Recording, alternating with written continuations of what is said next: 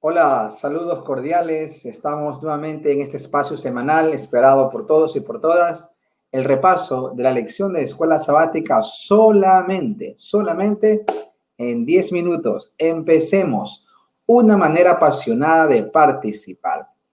Yo quisiera en esta ocasión usar otro método para hacer el repaso de este tema. Yo voy a usar una figura que los médicos o un método que los médicos usan cuando vamos a consultarlos. Cuando uno va a consultar a un médico, los médicos hacen clínicas, sobre todo los médicos antiguos, los más ortodoxos, hacen clínicas, es decir, que comienzan a hacer una revisión desde el corazón, tomando el corazón como punto de partida a todos los órganos básicos del cuerpo, y ese método a los médicos en su mayoría les da el resultado o el diagnóstico en un 90%. Los médicos que hacen clínica realmente los exámenes los usan para confirmar su diagnóstico. Sin embargo, hoy vamos a ir al corazón de la lección. Vamos a usar esa figura y vamos a ir al corazón de la lección. Y a mi criterio, el corazón de la lección está en el capítulo 18 del libro de los Hechos de los Apóstoles.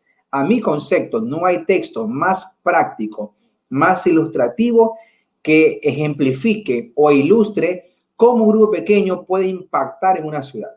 ¿Te imaginas tú? ¿Te imaginas? No una iglesia, no éramos un templo de 200 personas o de una iglesia virtual de 500 personas. Estamos hablando de un grupo pequeño. ¿Cómo un grupo pequeño puede impactar una ciudad? Y es lo que vamos a estudiar en la experiencia de Pablo en Corinto. Según el texto bíblico en Hechos 18, Pablo venía de Atenas y no le había ido muy bien el evangelismo en Atenas. Así que llega a Corinto, la segunda ciudad más grande de Grecia. Corinto era un puerto. Corinto era un puerto, pues era una ciudad dedicada a Julio César, el emperador más grande de todos los emperadores romanos, Julio César. Y Pablo llega allí. Ahora vean ustedes el método que usa Pablo para plantar la iglesia y cuál es el método que él va a echar mano para llegar a tener una iglesia que más adelante iba a ser la iglesia cristiana en Corinto. Así que el texto dice que Pablo llega a versículo 2 de Hechos, dice, y halló a un judío llamado Aquila, natural del Ponto, recién venido de Italia, con Priscila su mujer, por cuanto Claudio había mandado que todos los judíos salieran de Roma, y fue a ellos. Ahora, ¿por qué Pablo escoge a Aquila y Priscila? ¿Por qué Pablo se fija en estos judíos cristianos para hacer cuerpo, para formar un núcleo que más adelante se convertiría en la iglesia de Corinto? Vean ustedes el versículo que sigue, versículo 3. Y como eran del mismo oficio. Primera gran lección. Si les es posible, organicen grupos pequeños homogéneos. Es decir, que tengan un mismo denominador común. Por ejemplo, ¿cuál era el oficio de Pablo? Pablo, en su oficio práctico artesanal, era un artesano, fabricaba tiendas o carpas. ¿Cuál era el oficio artesanal de Aquila y Priscila? Era el mismo. Es decir, que los tres tenían lo mismo en común. Así que para Pablo no fue difícil aliarse de manera económica con ellos y que esa alianza sea coyuntura para la predicación y la plantación de la iglesia en la ciudad de Corinto. Lo que quiero decir es que si existen grupos homogéneos con un mismo común denominador, con algo en común que los una, organícense en las ciudades. Los grupos pequeños en grandes ciudades o en grandes pueblos son importantísimos en la predicación del evangelio. Por ejemplo, si hay abogados creyentes, los abogados; si hay maestros, los maestros; si ingenieros, artesanos, estudiantes, jóvenes con jóvenes. ¿Saben por qué? Porque no hay nada más poderoso que el oficio. El oficio llama a colegas de la misma profesión. ¿Por qué creen ustedes que se organizan los colegios de abogados, los colegios de ingenieros? No se organizan porque les sobra tiempo, ni porque les sobra el dinero para poner las cuotas o la membresía, sino porque tienen mucho que conversar, tienen mucho que compartir. ¿Te imaginas personas del mismo oficio ganando a otras personas?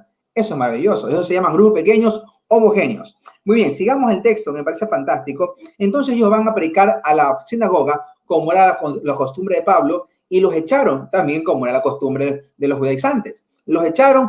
Y miren lo que Pablo hace, la estrategia maravillosa que Pablo usa. Me encanta, Pablo es un tipo fascinante. Versículo 7. Y saliendo de allí, se fue a casa de uno llamado Justo, temeroso de Dios.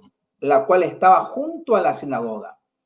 Generalmente las sinagogas judías tenían buena ubicación geográfica en la ciudad, en los pueblos, pero Pablo no se fue a refundir a la esquina, al barranco, a la última calle del pueblo. No, Pablo se va al lado. Qué osado, qué atrevido, tremendo. Se va al lado de la sinagoga y allí en la casa de Justo y Crispo, el principal de la sinagoga. ¿Cómo le diríamos al principal? El sacerdote. Ese era el sacerdote, el líder espiritual. Y Crispo, el principal de la sinagoga, creyó en el Señor con toda su casa. Y muchos de los corintios, oyendo, creían y eran bautizados. Vean ustedes el poder de la predicación de un grupo pequeño en una ciudad como Corinto. Este es un método urbano para hacer evangelismo. Armar grupos pequeños, homogéneos, en grandes ciudades, da un efecto poderoso, un efecto dinámico, un efecto explosivo, de ondas explosivas en favor de la predicación. Como Pablo va a la casa de Justo, se convierte el principal sacerdote, el principal de la sinagoga, toda la familia lo acompaña y muchos por la influencia de ese hombre, diciendo, ahora si el líder espiritual de nosotros, de los judíos, se convierte, entonces es creíble, el mensaje es creíble. Por eso es importante en las grandes ciudades hacer grupos pequeños homogéneos que tengan influencia, ganar a los líderes comunales, a los líderes de la comunidad. Ese es un método de los grupos pequeños según el ejemplo de Pablo en Hechos 18. Ahora todo grupo pequeño necesita una experiencia espiritual poderosa, una experiencia bárbara, una experiencia que los marque. Y encontramos en Hechos de los Apóstoles, en el capítulo 4, encontramos el versículo 31. A mí me gusta este texto y va hermanado con lo que hemos hablado hace un rato. Dice, cuando hubieron orado, el lugar en que estaban congregados tembló y todos fueron llenos del Espíritu Santo y hablaban con denuedo la palabra de Dios. Yo creo que este es el segundo Pentecostés. Yo tengo un seminario que se llama los 3 Pentecostés y este es el segundo Pentecostés que Hechos de los Apóstoles registra.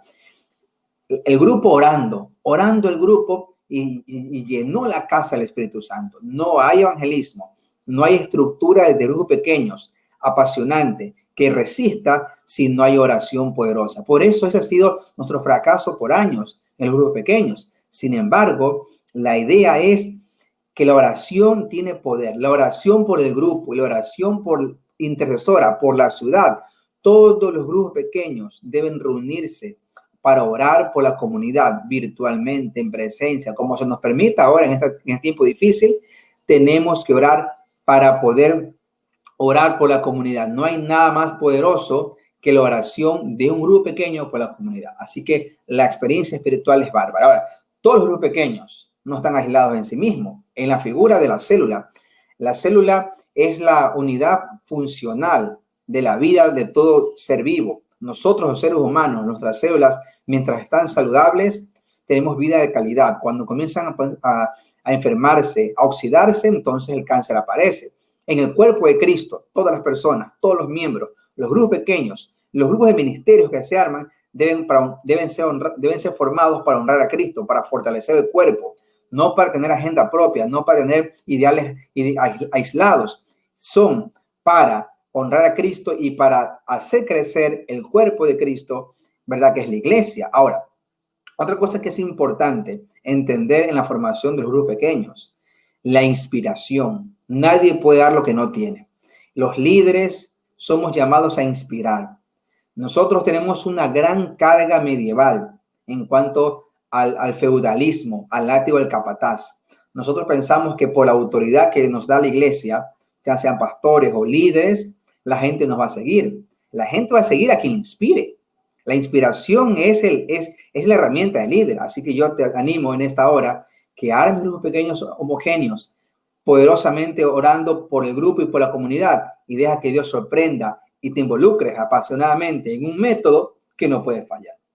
¿Y por qué falla? Porque lo hemos aplicado mal. Así que vamos a tener un grupo homogéneo, atractivos, interactivos, parejos, orando y unidos a la iglesia, que es el cuerpo de Cristo, para hacer desarrollar y extender el reino de los cielos en esta tierra, que es la tarea de la iglesia, hacer extender el reino de los cielos en la tierra. Que Dios te bendiga. Este ha sido tu espacio interactivo, esperado y práctico y sencillo, la lección de escuela sabática, solamente en 10 minutos. Nos vemos hasta la otra semana.